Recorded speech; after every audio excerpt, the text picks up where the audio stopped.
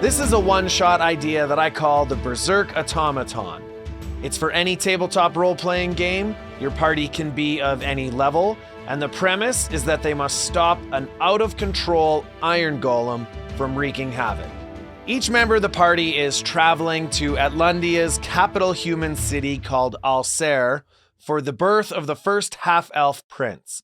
This is a momentous occasion that will unite the Affinity like never before. The Affinity is the alliance of humans, elves, and dwarves against the Orcish Dominion and Goblin Empire.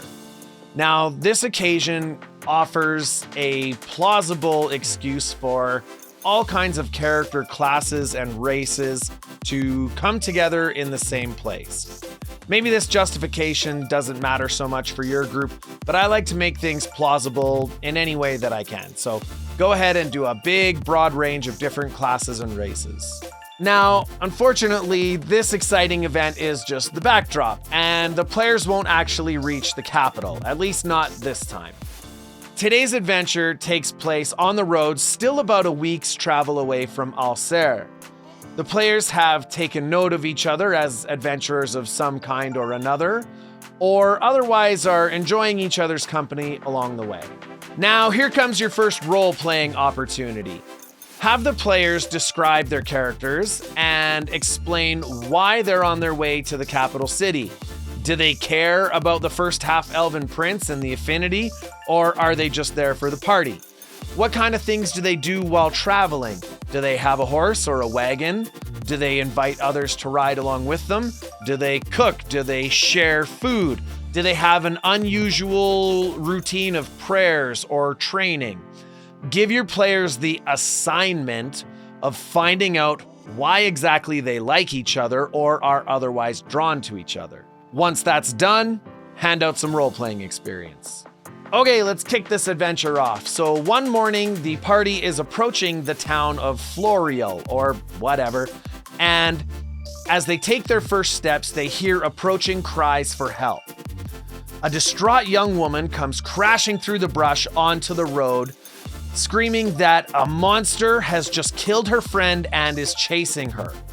Now, the party doesn't see anything at the moment, but she's definitely telling the truth. She stops to catch her breath for a moment and plead for help. She says that her name is Verona, and her friend were exploring a cave about a mile back the way she came. Her friend's name is Danaea.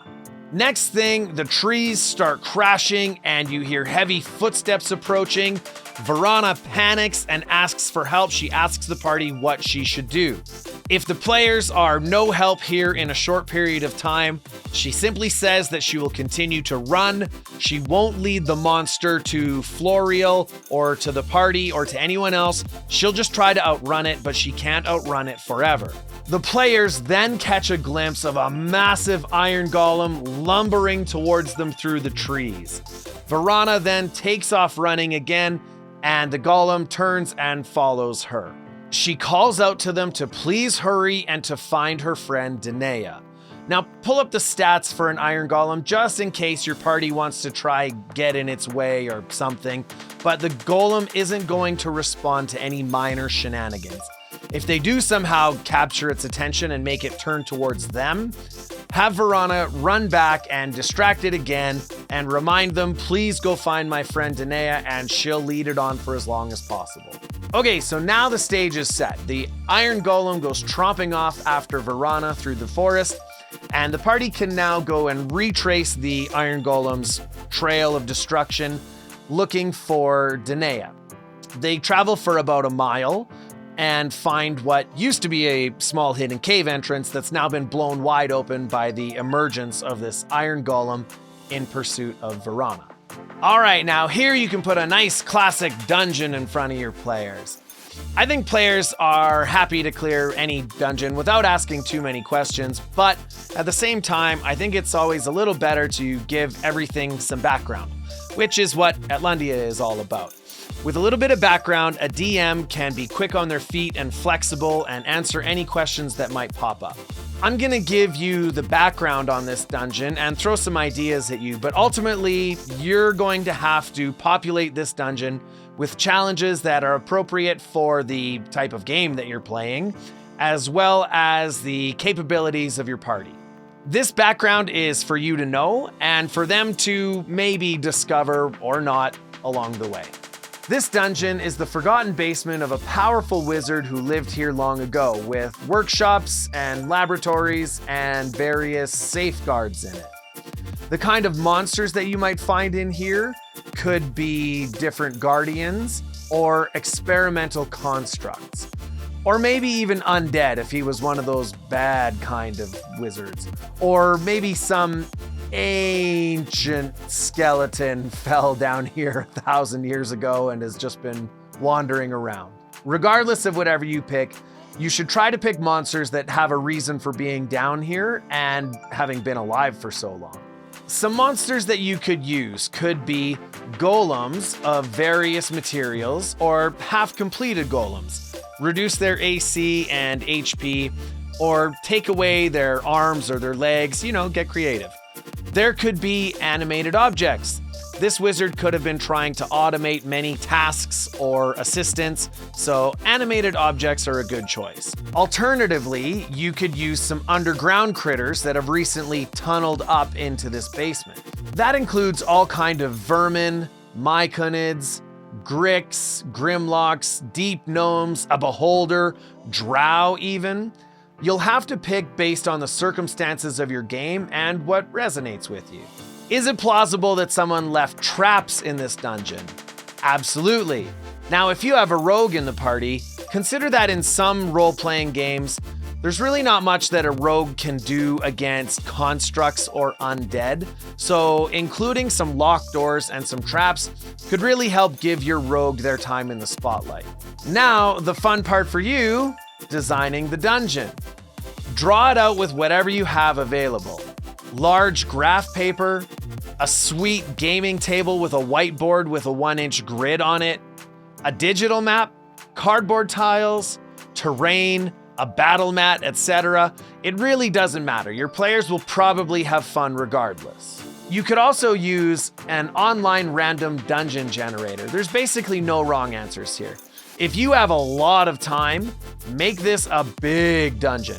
If you don't have much time, make it a very small dungeon. You'll have to gauge that, and just beware that players can take a long time exploring a dungeon, which is generally a good thing because that means they're engaged with the world that you've laid before them. In this dungeon, you should include a long tunnel through which the players enter, which actually used to be a secret escape tunnel. Add a few broken doors and smashed hallways that show where the iron golem chased Verana through. A potion laboratory with a few stray monsters and a lot of broken glass on the floor. That's difficult terrain. And a few intact potions that maybe the players can rescue before these monsters smash them as well. And this is a little bit of a hint for the final room of the dungeon. You can add some animated objects or weak or experimental constructs that are behaving erratically and making a lot of noise that the players can plan to ambush. Also, you could have some animated objects like a rug or a statue or a barrel or a tapestry that could ambush the players. Add a few secret doors, that's always fun, that lead to shortcuts, or maybe a really narrow hallway where players can access and disable the dungeon's traps. Or for once, just be nice and have a small room with a couple of treasure chests in it. Could be a mimic, but don't overuse mimics. In a hallway or room somewhere, the party must encounter Verana's friend Danaea.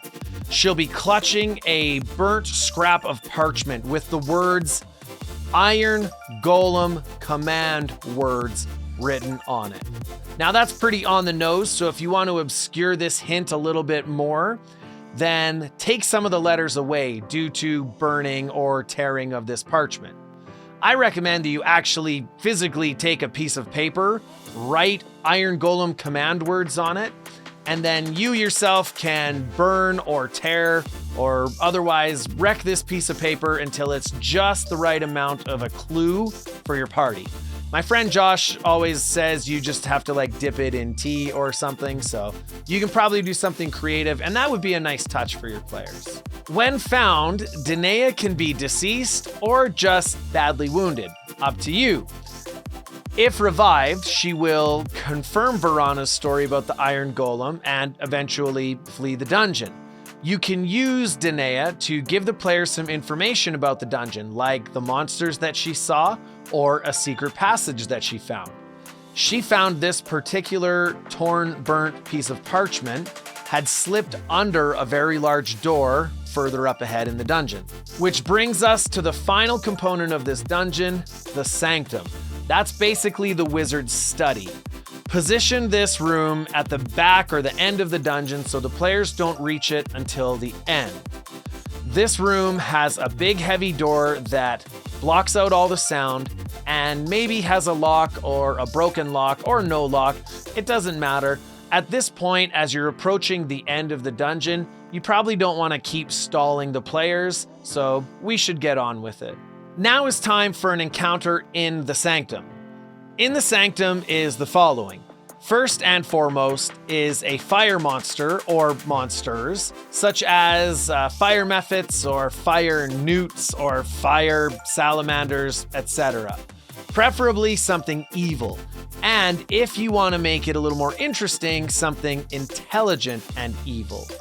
There are books and bookshelves that have slowly been burnt to cinders. There's a large desk in the middle with burns and ashes on it. And importantly, on this desk, noticeably, is a small stack of parchments. The room can be very smoky, which can reduce visibility if you want to add that as an extra element to your encounter. And off in a corner is a spiral staircase leading up that if the players bother to examine closely, they will see some faint daylight coming out of the top of. Here's the gist of the encounter in the Sanctum. The parchments on the desk contain the command words to control this iron golem that's out on a rampage. If the fire monsters burn these parchments, the command words will be lost forever and the golem will rampage on forever. If you opted for intelligent fire monsters, they will try to demand that the players tell them what the command words are for this golem, because they can't rifle through this stack of parchment to learn the command words without inadvertently burning it. So then you have a bit of a standoff here between the intelligent evil fire creatures that want a shiny new golem for themselves, plus the players who are on a mission to stop this golem from a rampage. All right, at this point, anything could happen. The players might try to persuade or bargain with or intimidate these fire creatures into giving them the parchments. Or they might attempt like a stealth mission and go sneak those parchments off the desk, but that'd be pretty tough. A fight is probably gonna break out. And now if you opted for just simple-minded fire creatures, then good. Just skip right to the fight. Now when the fight breaks out, these fire creatures are moving around and spraying embers and cinders everywhere, slowly burning up these parchments. So the party is now on a time limit.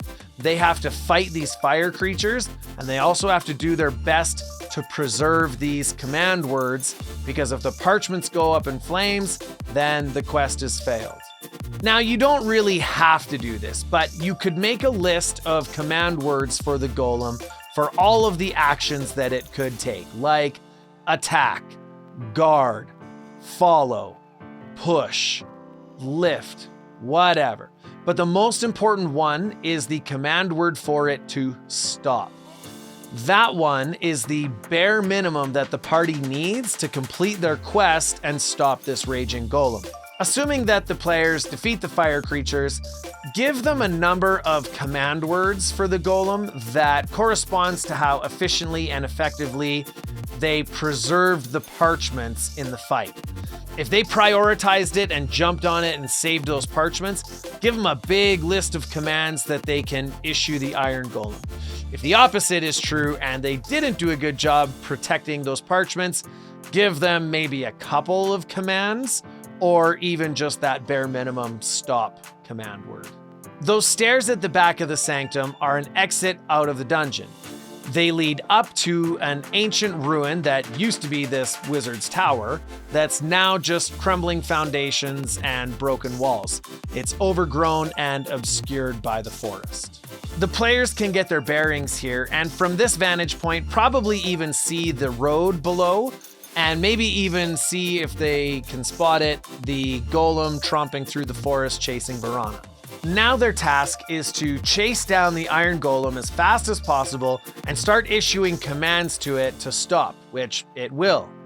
Finally, the exhausted Varana can rest, and the party can then relate the fate of Danaea, whatever it was, to her, and this could be another chance to earn some role-playing experience as well. Now, it's probably already dawned on your players that they now own an extremely powerful iron golem. But this is where the session ends. If you're going to continue this storyline with them, you'll have to decide what to do about this potentially game-breaking new servant that they have. Essentially, you can take it away or let them keep it. You can constrain the amount of power that they have with the iron golem by restricting the available command words for it. For example, if all they have is the command word for it to stop, well, now it's just an inert statue out in the wilderness somewhere. If they can command it to follow, well, that's something at least. If you want to take it away, you could have royal delegates from the immortal family of Alsair show up and forcibly confiscate it one way or another. You could allow the players to try resist that and then become fugitives or die. You could just let them have it and run wild and be murder hobos. Or you could have the party go on a new adventure to try to find a buyer and sell the iron golem. If I wanted to continue this storyline, what I would do is create a series of quests for the players to recover all of the missing command words for the iron golem. Along the way, this would advance into a high enough level campaign where an iron golem ally wouldn't be so game-breaking. Maybe someday I'll fix this idea up and turn it into a full Atlundia adventure module. If you give this one shot a try, good luck and let me know how it goes. We'll see ya.